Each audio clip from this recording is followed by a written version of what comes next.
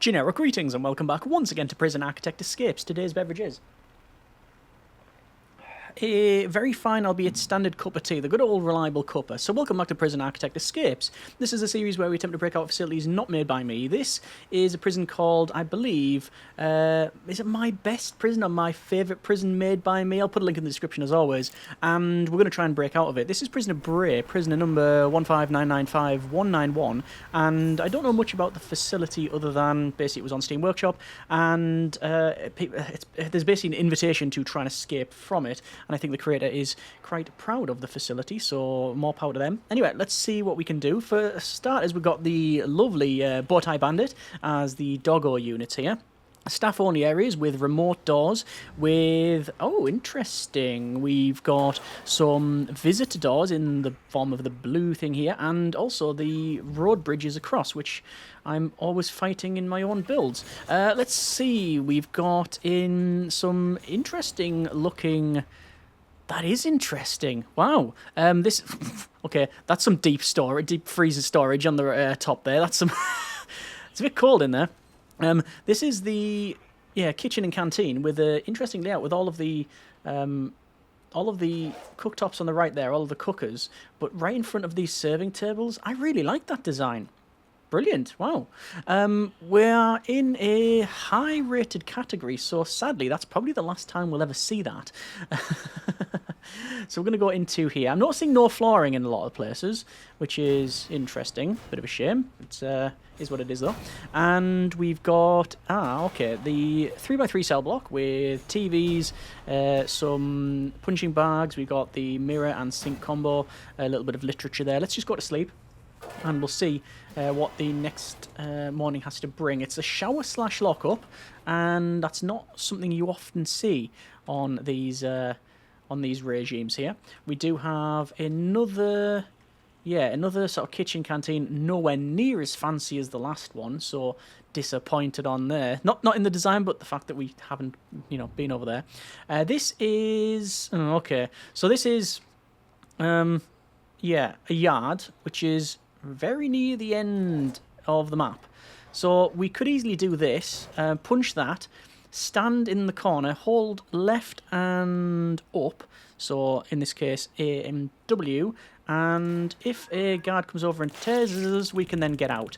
So taser teleport is very, very viable, and it's cheating, it's exploity, isn't it? We did get lucky there in the fact that we didn't have any traits, so we just... we weren't stunned with the taser. If you've got no traits, there's a high likelihood of you being stunned. We just looked out there, and that's not something that you can do or will experience in the normal mode of the game. However, they can climb over fences in the normal game, so that seems to be maybe a bit of a weak point on that one. But let's not put this off too quickly. I'm going to load it back up again and see what a more legitimate method may be. So coming back in here with Prisoner Taylor, and this time I am just going to skip the introduction, and we have been placed in another very nice cell. I like the uses of these walls here. We've got art canvases, anyway, we've got some fire suppression, I'm noticing. We've got a quite nice, and quite small, in fact, laundry there. We've got, like I say, lots of fire suppression. Metal detectors that can be circumvented around here if you know what you're doing, but not in the normal mode. Big storage here with a foreman's office. Remote doors. We've got... Now, this is the area that I was interested in exploring, because this is the sort of road bridge thing. Now, sometimes it glitches out and will basically say we're in a staff-only area there, but it hasn't at this point. And when I went to another area, this almost feels like a bit of a secret, doesn't it, coming across there? It's not something you often do, because most people don't use the bridges, and often it's just to reach another area that's, fairly pedestrian. But this is... it's got a restaurant. We have a restaurant in this place, and we've also got... apparently all the searchlights on the planet. I don't know what the power requirement for this thing is, but I have a feeling these crops are going to grow in the dark. Or rather grow at night because, well, lots and lots of searchlight. We're currently, it says sleep. So, yes, we do need to have a bit of a sleep there, and there'll be a guard coming for us. I'm very well aware.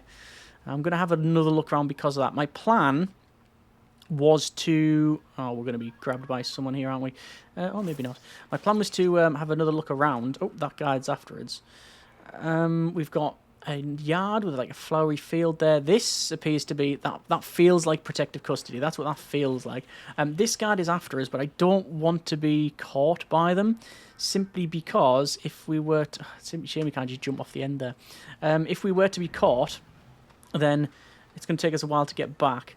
My goal is to wait for this door to open and then to basically to rush out. I know this dog goes afterwards, and yeah, okay, we'll skip punishments. So that didn't that didn't happen. Let me go to sleep here. And we haven't really had a look on the left. We have a we have a workshop here. So I think it is possible for us to maybe pick up something like this. And this is a visitor door. Interesting choice. Might just be an aesthetic one at that. But can we sort of go like this? Yes, we can. So we can bring something like this out and around. So we can tunnel. Tunneling is possible in this facility. Again, this is not something that the inmates in the standard mode would probably do. Oh, a big pipe there. And in terms of circumnavigating the security features, they wouldn't do that. Doesn't mean they still can't. That doesn't mean they can't get contraband through here. See, that's triggering constantly, but when we came back the other way, it seems to be fine. Well, we'll get both of these, and then we need to go like that. And there's a guard coming. Let's come down. Not seeing any dog patrols. Not in this area anywhere. So we have the advantage that we're going through pipe work and then a large pipe, and we're going through the standard flooring, but we're not going under any walls, which is often a difficult thing. It takes up more time and effort, and obviously if things get detected. And basically I think we're through here as well. Okay. Well, we can tunnel out. It's going to be based on... Yeah. It's going to be based on the position of the inmate. If we were on the very edge, that would be even easier. Where we were, it wasn't overly difficult, but we'd had to sort of go around that metal detector. We could have just spent more time picking up laundry stuff. Let's have a look at it in the normal mode and see what it has going for it there. So yeah, loading in, and it's pretty much what we expected. Originally we were placed up here, and well, we just went into the yard and then did the sort of taser teleport out, which, like I said, you know, some people class it an exploit. Some people say, well, you know, you're limited in what you can do in the game, so anything you can do to spice things up is always good. But yeah, we were there. We then were positioned in around here and obviously just tunneled down.